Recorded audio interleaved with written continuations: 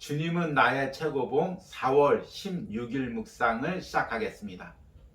오늘의 제목은 말만 하지 말고 실천하십시오입니다. 오늘의 말씀을 읽겠습니다. 요한복음 12장 36절입니다. 너희에게 아직 빚이 있을 동안에 빚을 믿으라. 그리하면 빚의 아들이 되리라. 아멘. 오늘 말씀은 예수님께서 십자가를 지러 예루살렘에 올라가셨을 때 예루살렘에서 하신 말씀입니다. 예수님께서 예루살렘에 올라가시자 예수님의 말씀을 들으려는 사람도 있었고 예수님을 대적해서 죽이려는 사람도 있었습니다. 예수님은 우리에게 빚이 있을 동안에 빚을 믿으라고 이야기합니다. 여기 빚이란 예수님 자신을 가리킵니다. 그런데 그 예수님께서 이 땅에 영원토록 있는 것이 아닙니다. 오늘 말씀 전에 35절에서는 이렇게 이야기합니다. 아직 잠시 동안 빛이 너희 중에 있으니 빛이 있을 동안에 다녀 어둠에 붙잡히지 않게 하라. 예수님께서는 잠시만 이 땅에 있는 것입니다. 그런데 지금 이 시간, 예수님과 만나는 이 시간이 얼마나 소중한 시간인지 모릅니다. 이 무리들 중에서 예수님을 믿었던 사람들도 있을 것입니다. 그들이 나중에 예수님께서 십자가에서 죽고 부활하시고 승천하신 후에 이 세상에 남겨졌을 때 어떤 은혜로 세상을 살아갔을까요? 그때 예루살렘에서 예수님을 만났던 은혜, 예수님의 말씀을 직접 들었던 그 은혜로 세상에서 핍박과 어려움 속에서도 살아갔을 것입니다.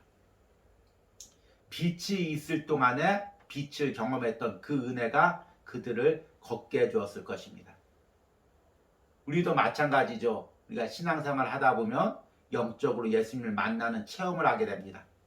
그런데 그 은혜는 우리의 평생에 있는 것이 아닙니다. 우리 신앙의 기간에 잠깐 동안 있는 것입니다. 그런데 그 은혜로 우리가 평생을 걸어가게 되는 것입니다. 이런 영적 체험의 은혜가 무엇인지를 오늘 묵상을 통해서 들어보도록 하겠습니다. 오늘의 묵상입니다. 우리의 삶에는 최상의 상태를 느끼는 순간들이 있습니다. 그때 우리는 만일 이렇게 항상 최상의 상태에 있을 수만 있다면 뭐든 할 수 있을 것 같다고 말합니다. 그러나 그러한 순간들은 그 상태에 머물라고 주어진 것이 아닙니다. 그러한 최상의 상태를 느끼지 못할 때 목표로 삼고 살아갈 깨달음을 주기 위한 것입니다. 우리는 우리의 일상적인 삶을 그 절정의 순간에 계시되었던 그 기준에 따라 살 수 있도록 해야 합니다. 깨달음의 시간에 당신 마음을 흔들어 놓았던 그 감정들이 절대로 사라지지 않도록 하십시오. 또한 영적으로 얼마나 대단한 상태였던지라고 말하며 우쭐해하지 마십시오. 예를 들어 기도회 때 하나님께서 당신에게 뭔가 하라고 보여줬으면 네 하겠습니다 라고 말만 하지 말고 실천하십시오. 박차고 일어나서 몸에 박힌 게으름을 떨쳐버리십시오. 게으름은 언제나 최상의 상태를 그리워하기만 할 때 생깁니다. 우리는 최상의 상태에 이르렀던 이야기를 합니다. 우리는 일상적인 굳은 날에도 우리가 최상의 상태에 보았던 비전에 따라 살 수 있는 비결을 배워야 합니다. 한번 좌절했다고 해서 동굴로 들어가지 마십시오. 다시 시도하십시오. 당신이 되돌아갈 다리를 불사르고 당신의 두 발로 일어나 하나님께 헌신하십시오. 당신이 내린 결정을 재고하지 말고 단지 그 결정이 최상의 빛에 거할 때 내린 결정인지만 확인하십시오. 아멘. 오늘 묵상의 제목은 말만 하지 말고 실천하십시오입니다. 그런데 다른 제목을 붙이자면 은혜 안에 머무는 법, 이렇게 한번 정해봤습니다. 우리는 신앙생활하면서 여러 가지 체험을 합니다. 그런데 어떤 때는 그 영적 체험이, 은혜 체험이 너무 강렬해서 그 은혜를 못 잊어서 계속 사모합니다. 그래서 어떻게 하면 다시 그런 똑같은 은혜를 받을 수 있을까 하면서 여기저기 찾아다니기도 하고 또 여기저기 다른 방법도 구하기도 합니다. 그런데 하나님께서 우리에게 영적인 체험을 주신 것은 그 체험만 바라보고 그 체험 속에서 살라는 의미가 아닙니다. 그 체험 속에서 나가서 이제 그 체험에 받은 은혜를 가지고 세상을 믿음으로 살아가라는 것입니다. 오늘 묵상에선 이 부분을 이렇게 이야기합니다. 우리의 삶에는 최상의 상태를 느끼는 순간들이 있습니다. 그때 우리는 만일 이렇게 항상 최상의 상태에 있을 수만 있다면 뭐든 할 수 있을 것 같다라고 말합니다. 그러나 그러한 순간들은 그 상태에 머물라고 주어진 것이 아닙니다. 그러한 최상의 상태를 느끼지 못할 때 목표로 삼고 살아갈 깨달음을 주기 위한 것입니다. 우리는 우리의 일상적인 삶을 그 절정의 순간에 계시되었던 그 기준에 따라 살 수 있도록 해야 합니다. 저 역시 여러 번 은혜 체험을 했지만 가장 강렬한 게 고등학교 때 부흥 집회 때 가서 받은 은혜입니다. 그때 예수님을 인격적으로 만나고 목회자가 되기로 결단을 했습니다. 그런데 그 은혜가 얼마나 강렬했는지 평생 그 은혜가 사모되고 똑같은 은혜를 누리기를 사모했습니다.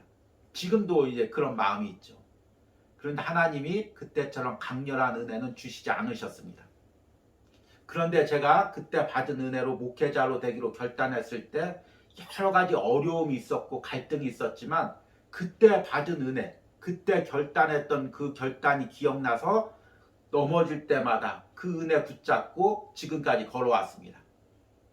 목회할 때도 마찬가지입니다. 때론 비전이 흐려지고 세상에 어떤 유혹과 갈등이 있을지라도 그때 받은 그 은혜, 그때 예수님 앞에 살기로 결단했던 은혜, 그것대로 살고자 몸부림치면서 세상에서 혼탁하지 않도록 나름대로 몸부림을 쳤습니다.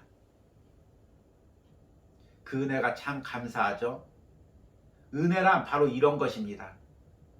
그 은혜 속에 머물고 나가지가 않는 것이 아니라 그 은혜를 붙잡고 나가는 것입니다. 그리고 내가 세상에 나가 살 때마다 믿음이 흔들릴 때마다 사명이 변질될 때마다 그때 은혜를 생각하며 그때 결단을 생각하며 다시금 나의 신앙과 사명을 바로 세우는 것입니다. 이 부분을 오늘 묵상에서는 이렇게 이야기합니다. 우리는 최상의 상태에 이르렀던 이야기를 합니다. 우리는 일상적인 굳은 날에도 우리가 최상의 상태에 보았던 비전에 따라 살 수 있는 비결을 배워야 합니다. 한번 좌절했다고 해서 동굴로 들어가지 마십시오. 다시 시도하십시오. 당신이 되돌아갈 다리를 불사르고 당신의 두 발로 일어나 하나님께 헌신하십시오. 당신이 내린 결정을 재고하지 말고 단지 그 결정이 최상의 빛에 거할 때 내린 결정인지만 확인하십시오. 오늘 묵상의 끝부분에 저자의 이 당부가 너무 가슴에 와닿습니다.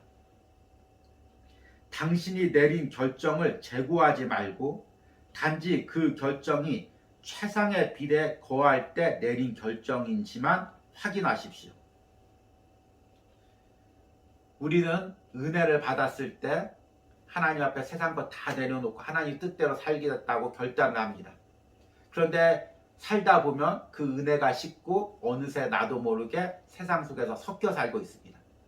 그럴 때 그때 받은 은혜, 그때 받은 결단, 이것을 지금도 내가 지키고 있는지 묵상하라는 것입니다.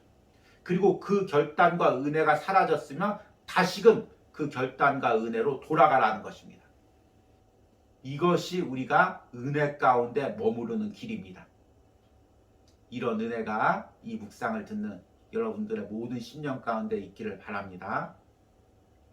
오늘의 적용 질문입니다.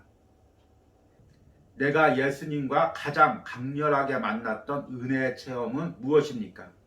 그때 나는 어떤 것을 깨닫고 어떤 것을 결단했습니까? 그리고 지금 그 깨달음과 결단 중에서 흐려지고 있는 부분은 무엇입니까? 오늘 적용 질문을 통해서 다시금 내가 받은 은혜를 기억하시고 또 그 은혜대로 다시금 살아가기로 결단하시기 바랍니다. 우리 기도하시겠습니다. 주님, 세상 경험이 전부인 줄 알고 살던 나에게 주님 찾아와 주셔서 나를 만나 주시고 주님 내게 은혜 주시고 사명 주시니 감사합니다. 그런데 세상에서 살다 보니 그때 받은 은혜와 사명은 다 잊어버리고 오로지 세상에서 살기 위해서만 노력하는 내 모습을 보게 됩니다. 주님, 오늘 묵상을 통하여 주님 그때 받았던 은혜, 그때 주셨던 사명 다시금 깨닫게 하여 주시고 내가 지금 그 은혜대로 살고 있는지 그 사명대로 살고 있는지 다시 한번 점검할 수 있는 시간을 허락하여 주시옵소서. 한 주간 고난주간 동안 십자가에서 우리를 만나 주심을 감사합니다. 그 받은 은혜 그리고 십자가에서 했던 결단 잊지 않고 살아갈 수 있도록 우리 마음에 감동으로 은혜로 함께하여 주시옵소서. 예수님의 이름으로 기도했습니다. 아멘.